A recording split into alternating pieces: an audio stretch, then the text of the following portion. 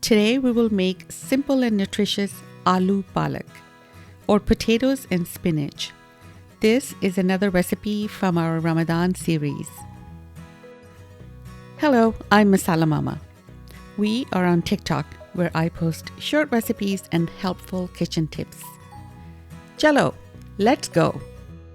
For this recipe, it's important to have all your vegetables prepared before starting the cooking. So let's do that first. We are going to be using fresh bunch spinach, and I find that there will be some dirt attached to the stems, so we are going to clean them thoroughly. Wash your sink and drain stopper with soap, then rinse clean. Plug the sink and fill with cool water. Open your spinach bunches and gently place them in the water.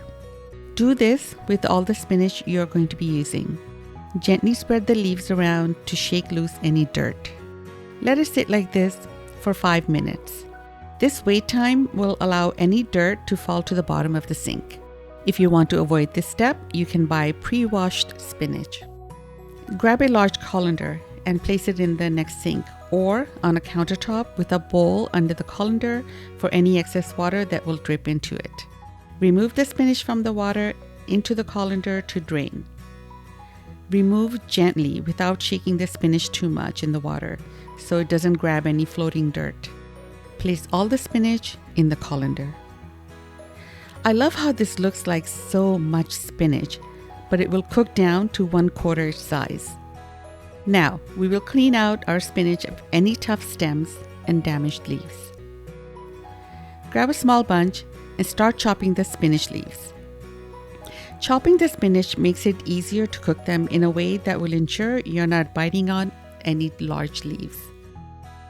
Put your chopped spinach in a bowl and continue chopping the rest of the spinach. Collect all the spinach in one bowl.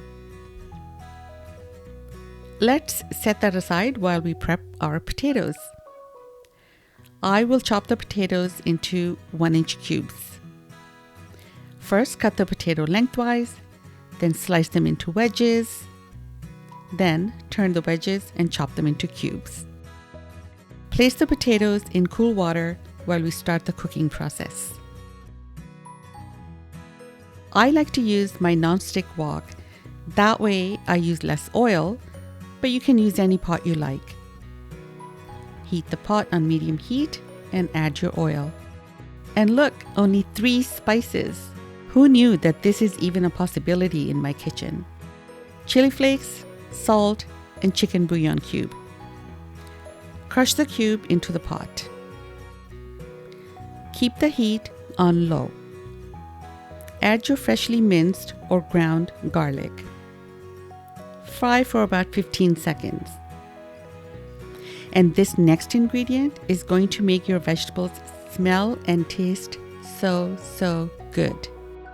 These are dry methi leaves, also called fenugreek leaves. They are very fragrant. Crush them lightly to release the flavor, then put them into the pot.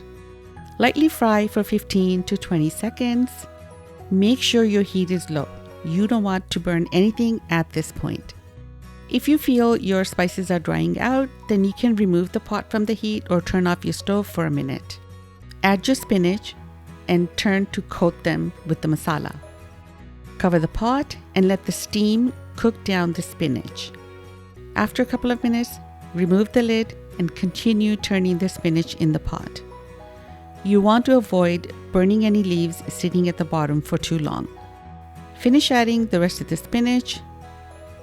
Cover and steam cook another 2 to 3 minutes on low heat. Cover and cook until the spinach has released its water and is getting soft. This process will take about 10 to 12 minutes. While there is still some water in the pot, we will add our potatoes. Cover the pot and let the steam soften the potatoes. This will take 5 to 8 minutes depending on your potatoes and the size of the cubes. You can check the doneness of the potatoes by running a sharp knife through one of the pieces. If it's very hard, give it another couple of minutes. You want the potatoes to be cooked roughly 85 to 90%. Now's the time to check your seasonings. Adjust the salt if needed. Always start with less salt. You cannot undo that later, unfortunately. Once the water has evaporated, we are going to do the final step. Don't skip or substitute this. Adding butter. We will add butter to the pot, and on medium heat, we will fry or brown it. The butter will coat your vegetables and add a delicious depth of flavor and taste. Keep frying 3 to 4 minutes, then turn off the stove and cover your pot. The steam will finish cooking your potatoes. As you all know, the best part of cooking is, of course, eating. Eat this vegetable dish with fresh homemade roti. This dish is made with minimum oil and, well, not so minimum butter, but it's not too much either. I think it's just perfect. You can add a tiny bit of butter on your aloo palak. How else are you going to get people to eat spinach? We hope you enjoyed this very easy aloo palak recipe. Don't forget to like and subscribe to our channel and share with your family and friends. Until next time, Masala Mama out.